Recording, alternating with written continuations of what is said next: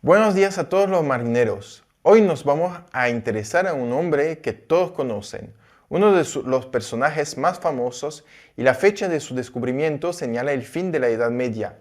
Han entendido que vamos a hablar hoy del más famoso de los navegantes, Cristóbal Colón. Cristóbal Colón nació en el reino de Génova en 1451 en una familia relativamente rica de la ciudad. Navegó por primera vez a la edad de 14 años para comerciar con telas y tejidos. Siguieron una serie de viajes por las rutas comerciales del Mediterráneo, Inglaterra y Portugal. Navegar no era fácil en esa época porque además de los peligros ligados a las incertidumbres climáticas, la resistencia aproximativa de los barcos, las tormentas y arrecifes, la dificultad de utilización de los instrumentos de navegación, el escorbuto, hay que sumar los ataques de piratas o potencias extranjeras.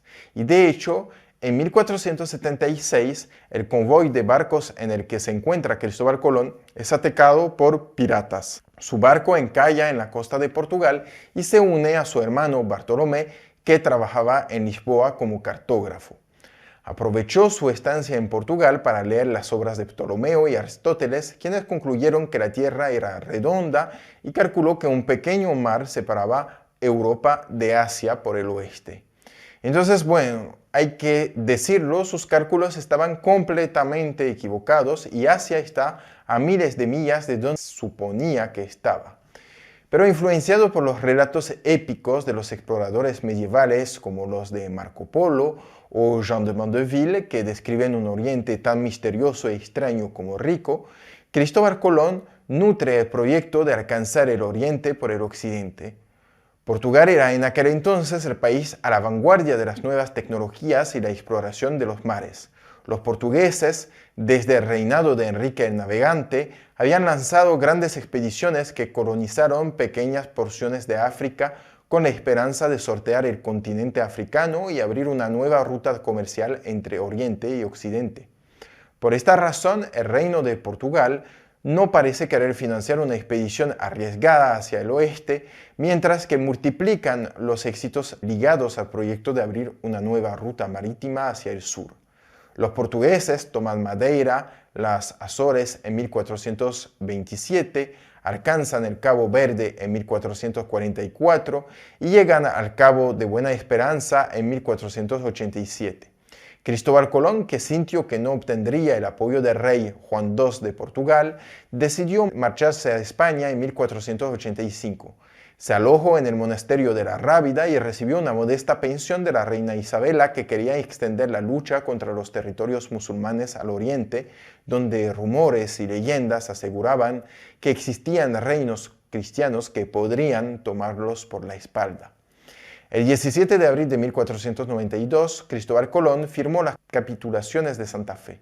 Si Cristóbal Colón descubriera tierras más allá del océano, se convertiría en virrey, almirante y gobernador de estas tierras y recibiría el 10% de toda la riqueza producida. Los soberanos católicos financian la mitad de la expedición de Cristóbal Colón, siendo financiada la otra mitad por banqueros genoveses de Sevilla y los hermanos Pinzón. El presupuesto de la expedición de Cristóbal Colón fue de 2 millones de maravedíes, según Taviani. Entonces, estos 2 millones de maravedíes es probable que no logras imaginarte a qué corresponde. Y si te digo que 34 maravedís son el equivalente de un real de A8, tampoco.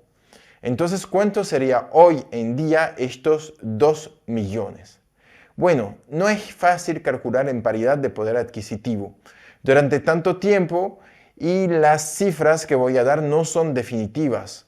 Solo pretenden dar una idea aproximada del presupuesto para una expedición como esta. Si lo calculamos considerando la parte del presupuesto nacional dedicada, restando el peso relativo del Estado entre el siglo XXI y el siglo XV, la expedición habría costado unos 96 millones de euros. Si se decide calcular según las equivalencias del peso en oro, esto corresponde aproximadamente a 10 millones de euros actuales. La estimación media rondaría los 50 millones de euros a día de hoy. Entendemos que la suma es ciertamente elevada, pero tampoco desproporcionada. Es decir, el costo de una expedición era aproximadamente el costo de lanzar un cohete espacial actual. Tenga en cuenta que Fernando Colón, el hijo de Cristóbal Colón, da una cifra ligeramente superior a la expedición, pero que no cambia la magnitud del gasto. Antes de partir, Cristóbal Colón compra entonces las provisiones necesarias para el viaje.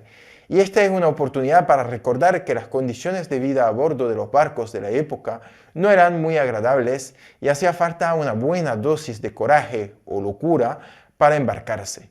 Es cierto que hubo agua dulce a bordo durante 6 meses, pero los medios de conservación eran precarios en ese momento y a los pocos días el agua desprendía unos olores a cloaca. Se ponía roja y luego había que filtrarla debido a los gusanos que crecían ahí. Cierto que embarcaron 1.300 kilogramos de víveres por hombre, pero las galletas se pudrían a los pocos días y había que remojarla en agua para que se volvieran comestibles. Las carnes saladas atacaban los riñones de la tripulación. La ausencia de frutas y verduras frescas provocaban casos de escorbuto que causaban hematomas y aflojamiento de los dientes. Finalmente, las ratas y los insectos ponían sus huevos y orinaban sobre la comida. A pesar de estas precarias condiciones de viaje, el 3 de agosto de 1492, las 3 naves, la Pinta, la Santa María y la Niña, levantaron amarras y se preparaban a cambiar la historia del mundo. Esto es lo que veremos en el próximo video.